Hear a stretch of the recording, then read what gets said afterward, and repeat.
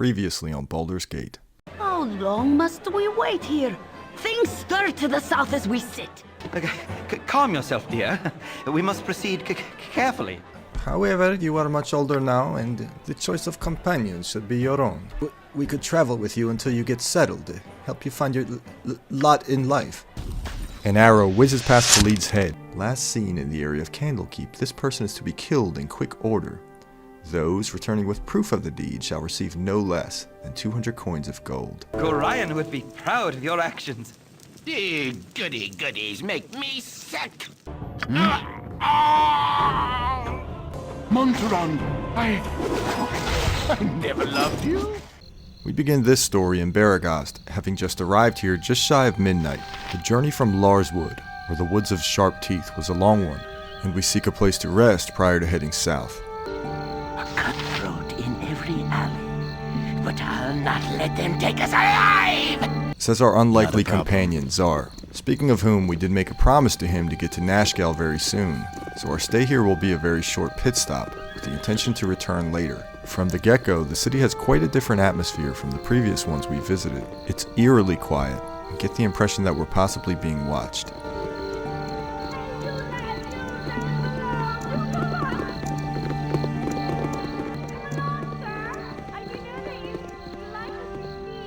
The uncomfortable silence is cut short by a woman shouting at us. It's a courtesan. She stands by a large monument.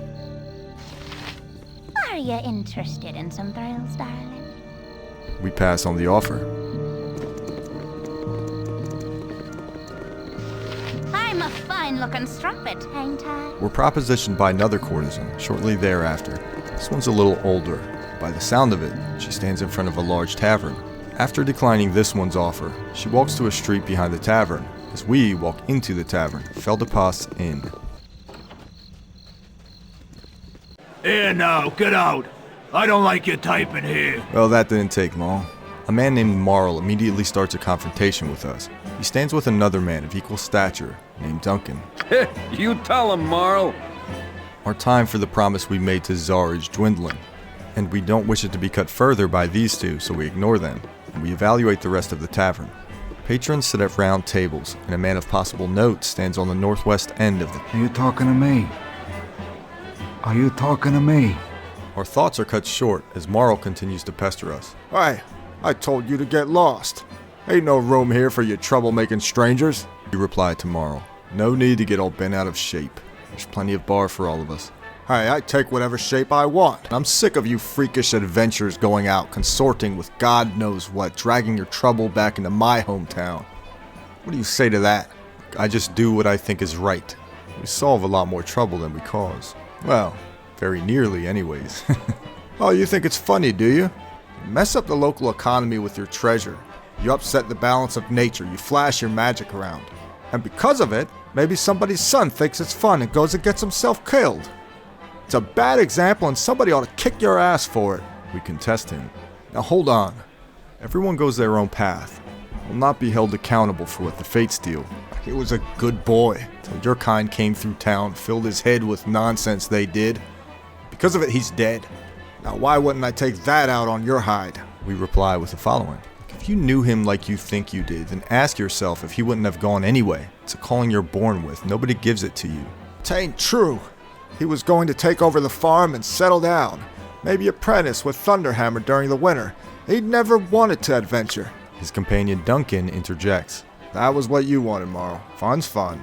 But you're blaming these folk for what couldn't be helped. That boy was a firebrand if there ever was. Oh, he was settling down. He wanted a new plow you bought last year.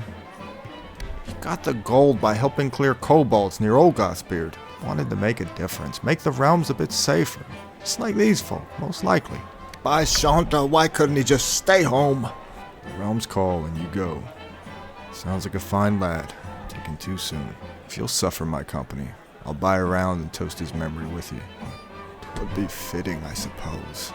Well, to Kenar Nethelin, rest ye well. Marl finishes his drink and says the following. I would be alone for a while. Duncan looks at us. Well, 'tis the calmest I done seen him in a week.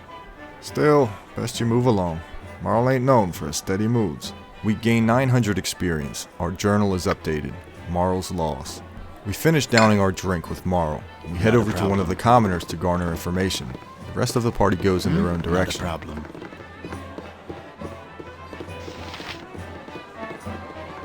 Leave me be, or the guard will have you.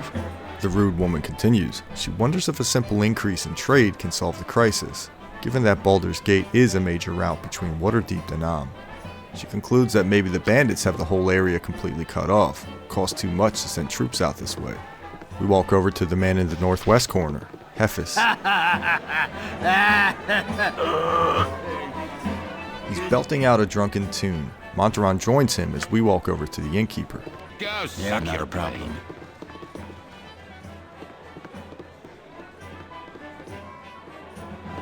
I got some cheap beer for ya. Before choosing a room to stay for the night, Gorilla decides upon a red wine, orders the Westgate Ruby wine. He sips it while deciding upon a course of direction for the next day. We also go through his stock and sell some of our loot acquired from the past 2 days. Finally, we call it a night. We rent out the merchant room at a reasonable 3 gold.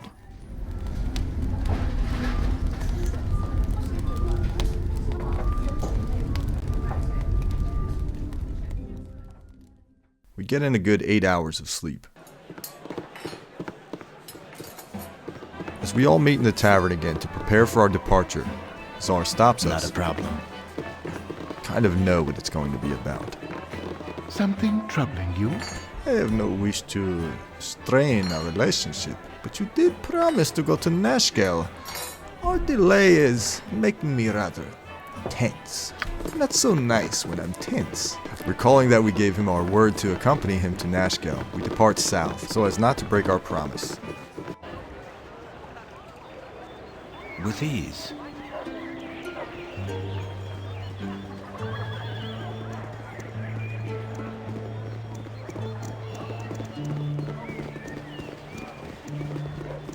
An unknown forest stands in between us and Nashkell.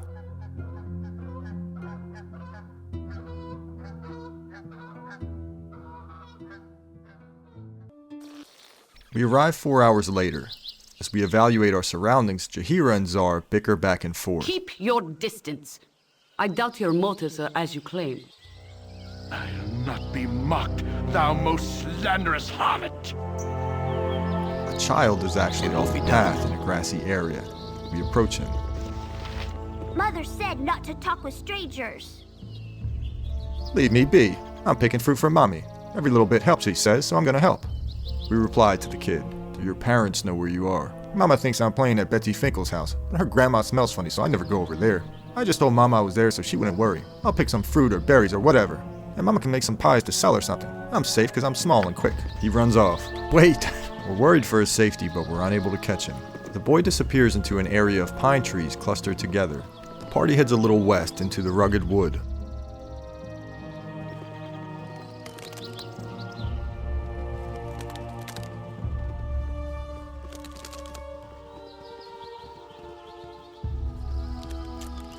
We stop. On the other side of the pines, we spot 2 ogrelons, which appear to be very similar to ogres, with a different color, possibly a little smaller as well.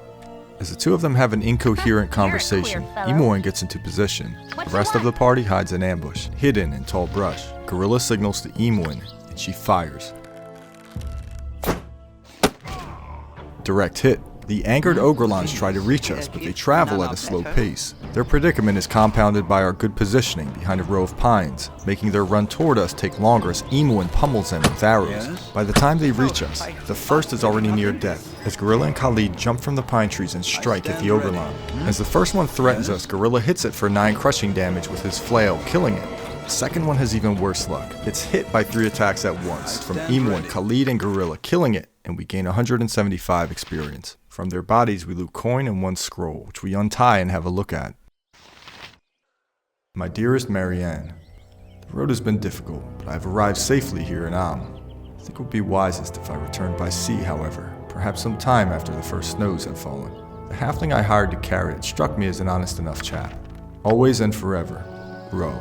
A gut hunch tells us this honest halfling may be the same one who now lies dead, where the Ogrelon were previously standing when we attacked. The party heads a little further into the woods.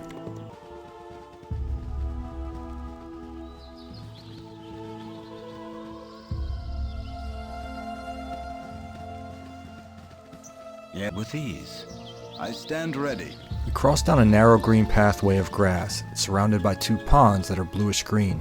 An entire house is submerged in one of the ponds. We have no idea how long it could be deserted. We only see the roof. We continue down the flooded path. The ground is soft and marshy. As we exit the path, we're surrounded by trees. Behind the marsh and behind the trees, we hear something. It's a nasty looking ghoul, and it has its eyes on Jaheira. Jaheira sees the slow-moving ghoul, and she falls back immediately. Imoen gets in position behind the marsh.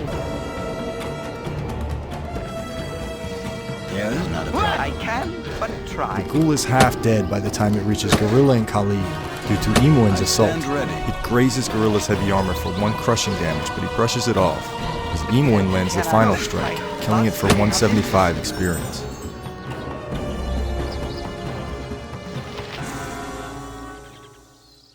I care not. Shortly after continuing on our way, we hear a familiar battle cry. The party rushes the 2 hobgoblin archers. You have need of me? You're a queer fellow. The rivers run red! You spoke at me? Imoen gets hit hard you by want? one of their arrows, I'm taking gone. 6 missile damage as she hobbles off onto a safer position. Khalid strikes the first hobgoblin with his longsword, killing it for 6 slashing damage. It retaliates and gets in a serious slash on Jaheira, severely wounding her with 9 slashing damage. The hobgoblin is determined to finish off Jaheira. As she runs off to take cover, it chases her. Gorilla swings his flail at it from behind, killing it with 11 crushing damage. The force strikes so hard that Gorilla's flail breaks apart. We arm him with a longsword for the time being, so we can get him another weapon he specializes in. Jaheira regains her composure and heals herself to nearly full health. The good thing is that we're able to loot numerous arrows from these 2 fallen warriors, which we are now running low on. I'd be much preferring the cover of night, or this blasted daylight. What need ye dead? We find 1 spell scroll called Shocking Grasp, which we store away until we decide to teach it to a mage. Jaheira leveled up recently. We go through her stats and her inventory. Her weapon broke somewhere along the journey, so we decide to arm her with one of the unidentified staffs. Your servant awaits. Something happens. Item cursed. We have a Backbiter +3. This cursed weapon will appear as a magical spear. However, when a combat situation arises, the wielder will attack an enemy, and Backbiter will attack the wielder. For every attack made, Backbiter will attack the foe, and also the wielder. This is a powerful spear, but one must ask in the end if it is worth it. The only way that Backbiter can be removed is by a remove curse spell. So we look at the actual stats, and it is a good spear. It's damage 1d6 +3, which is piercing, speed factor of 3. Type 2-handed. She'll get attacked every time she attacks someone, but she can keep healing up because she's Jaheira. And let's see what happens. Our first cursed item. It will be Nice. done. So I guess if it does not work out, we'll go to a priest and we'll have the curse removed. We'll make the best of it for now and check out her stats. In regards to her level up, her HP went up. Here's what I've noticed on the leveling so far. When Imoen leveled, we were able to increase many of her stats like lockpicking, hide and shadows, which we did. On certain other instances, we cannot level the actual skills, but other benefits occur like greater HP, and it seems like more spell slots and more choices of spells sometimes. So Jaheira's weapon specialties are still quarterstaff and sling, and we're kind of still getting a feel for her spell game. Back to the game. Nature's servant awaits.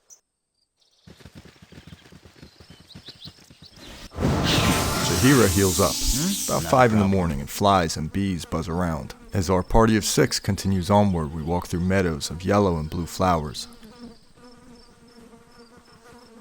Across the meadow, a group of 4 angry gibberlings charge the party. My Montaron joins Gorilla and Khalid on the front lines this time due to the amount of enemies engaged. A slash from Khalid, combined with Imwen's shot, takes out the first. Zar decides to help on the front lines and stabs one of the Gibberlings for 1 piercing damage. Jaheira strikes another for a solid 6 damage, but also takes 3 damage by default due to the cursed staff. Khalid performs a huge swing and lands a critical for 12 slashing, killing another. Gorilla finishes off the other for 9 crushing.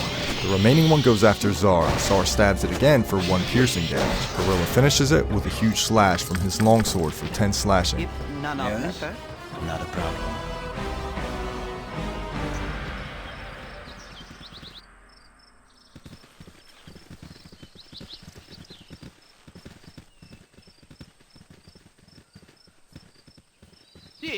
Goody-goodies make me sick! As Montaron complains about our choice of path in life, a hunter with a bow calmly approaches us. His name is Bub Snicked. Keep low and quiet.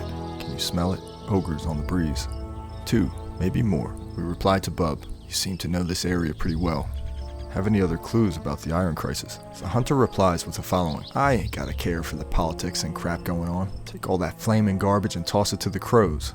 Take all the metal away too for all I care. Don't need it to hunt. Don't need it to kill. Don't need it to smell them ogres neither. Take my advice, or Mac. Keep your weapons ready. The hunter slips through a dense area of colored trees, and we scale down a canyon continuing south.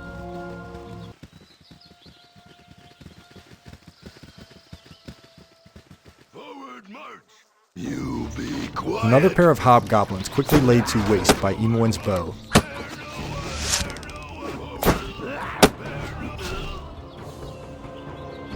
This better What you want? be good. With ease.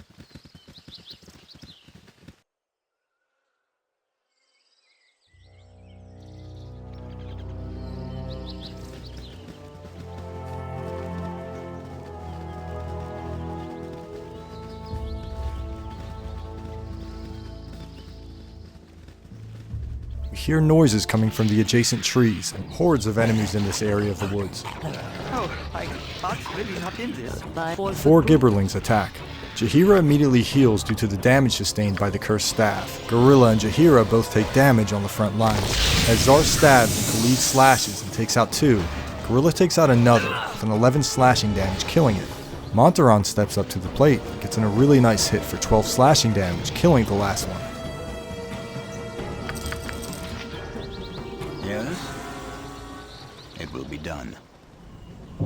As we push forward, the rain comes down again. Having cleared the majority of this forest now, we prepare to depart for the next area south.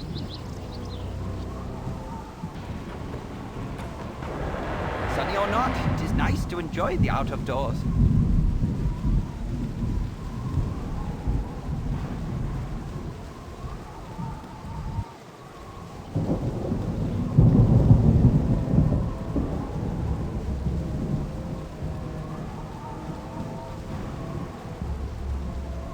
I serve the flaming fist! We are met with a group of armored guards traveling on the road. The flaming fist!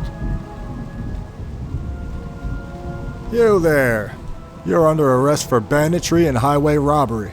We know you're part of that bandit group who's been terrorizing the coastway. Give yourselves up. There will be trouble. We reply, you've got the wrong guys. We're not part of any bandit gang. Really now? Why should we believe you? If we were bandits, why are we walking out in the open? Come on, just let us go. We're not the people you're looking for. All right. Maybe I was wrong about the bunch of you. You're free to go. With that, they go their own way, we go ours. Looking at our map, there is one more area to pass through before we finally get to Nashkell.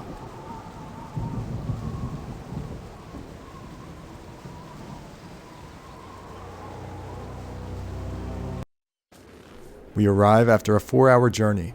It is now hour 18 on day 5 and the sun will be setting soon.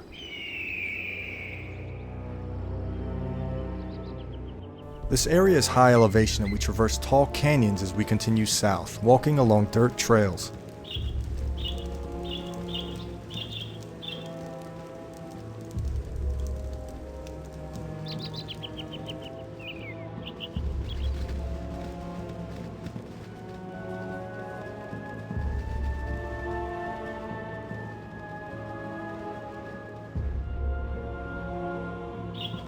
Along a very narrow trail, we get the jump on a large group of kobolds.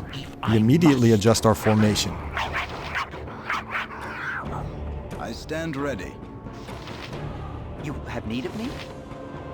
Not a problem. Yes? Yes? Montaron tosses his remaining arrows to Eamon. You're a queer thumb. My blade will cut you down to size. Gorilla and Khalid block off the narrow pathway to keep the kobolds at bay while Eamon rains down arrows. I stand ready. One of the kobolds splits into pieces from a critical hit of 18 damage from Gorilla's bastard sword. Jaheira winces as she takes out the next one, damaging her in the process. The last proves to be a little more problematic, piercing Khalid for 9 damage, with its sharp knives severely wounding him in the process. An angered Jaheira finishes off the kobold but takes a little more damage, ending the battle on the cliffs. Before we have a chance to recover, we hear footsteps approaching from above.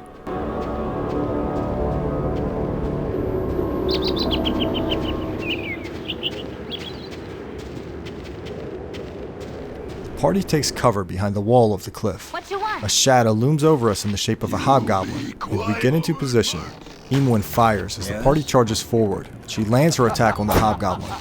It's an archer and it fires back at Eamon, but fortunately misses from his elevated position. The now heavily wounded party rushes it, but Eamon takes it out from afar. With ease. Another arrow hits Montaron, and we see its companion from behind another chasm, firing more arrows. What need ye? I'll do your toils.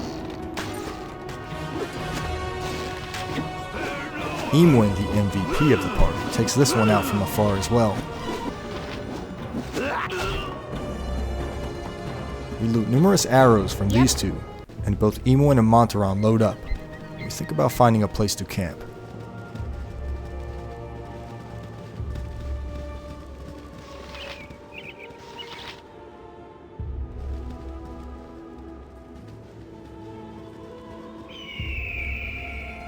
After searching the trails, we settle upon a secluded area at the bottom of a cliff. At hour 19, the party sits around the campfire. We get the feeling we're being watched. Uneasy, we stay awake.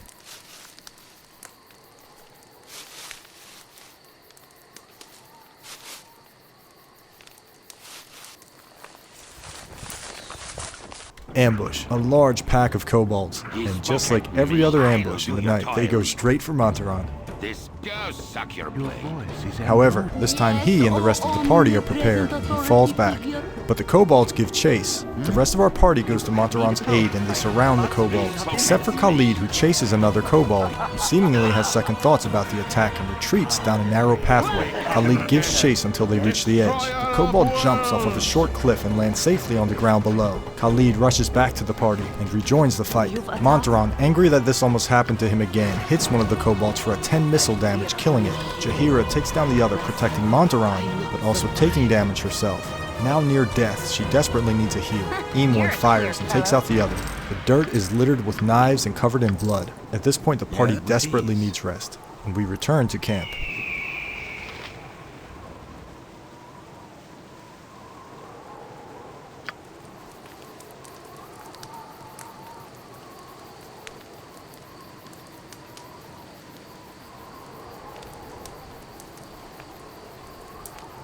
Party rests for 8 hours uninterrupted. We wake up at hour 3 to strong gusts of wind vacuuming in from the canyons. Gorilla and Jaheira cast their healing spells on the party. The canyons are dark and we can hear beasts off in the distance.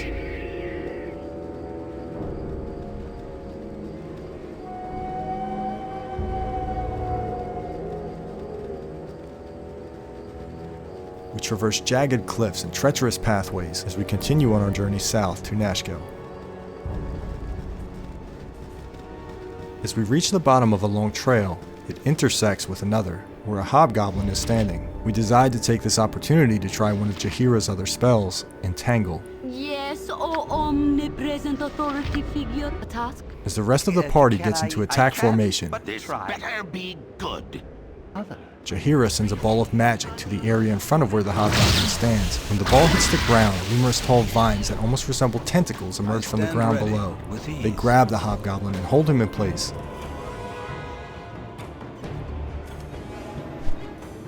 And E1 fires, killing it with minimal effort.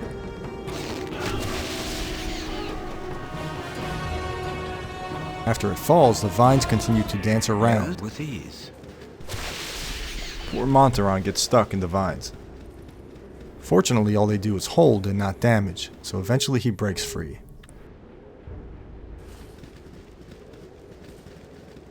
We arrive at a stone pathway, and we get closer to the growls that we've been hearing since we awoke this morning. It's a group of 4 aggressive gibberlings, and they collide head-on with our party. E1 fires and almost kills one before it reaches the party. Stop touching me! Zar does a good amount of damage to another with his minor drain spell. Jaheira, now wounded, falls back behind the others. My blade will cut you down to size.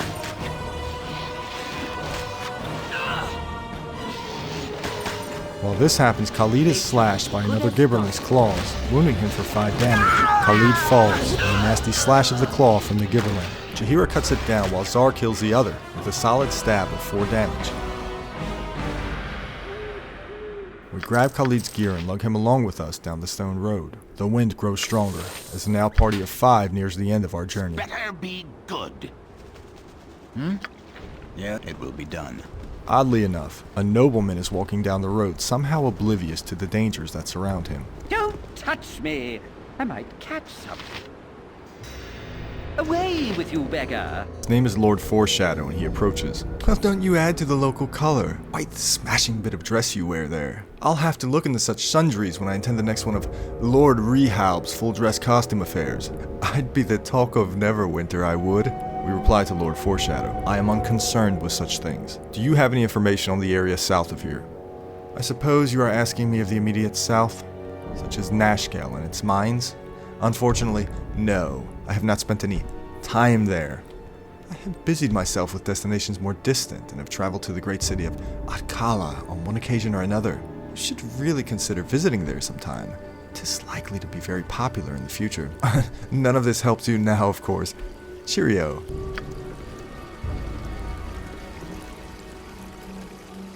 I stand ready. The party comes across a small winding river. We take a moment to get ourselves together.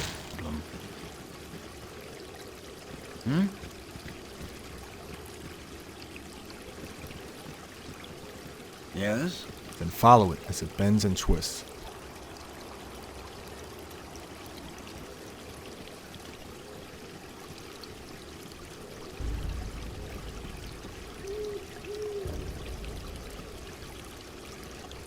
A group of kobolds are camped out next to a hill overlooking the river, and they come after us. Gorilla and Zar land on the front lines. Emuan lands a critical shot, killing one.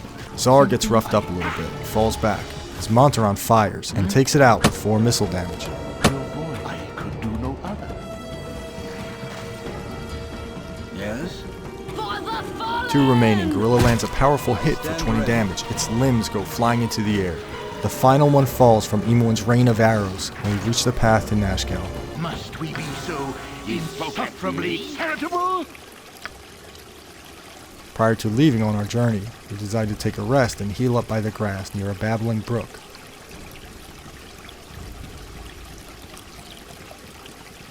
The party makes camp by the water, while Gorilla stands guard in case that we're attacked during sleep.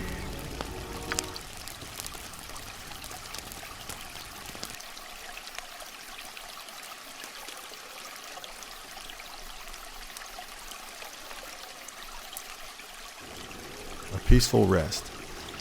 We heal up. Servant awaits.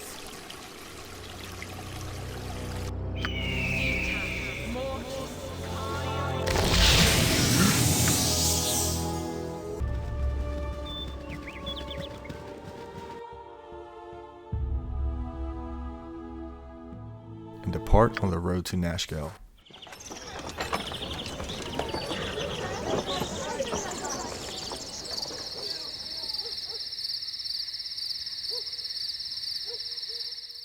With your hurried flight from Candlekeep barely behind you, the troubles facing the Sword Coast seem an unfamiliar blur to your fractured nerves. Gorion would not have you sit idle, however, and perhaps investigating local concerns will shed some light on your own predicament. How the iron shortage or the trouble in the Nashkell mines could possibly be linked to you, You have no idea.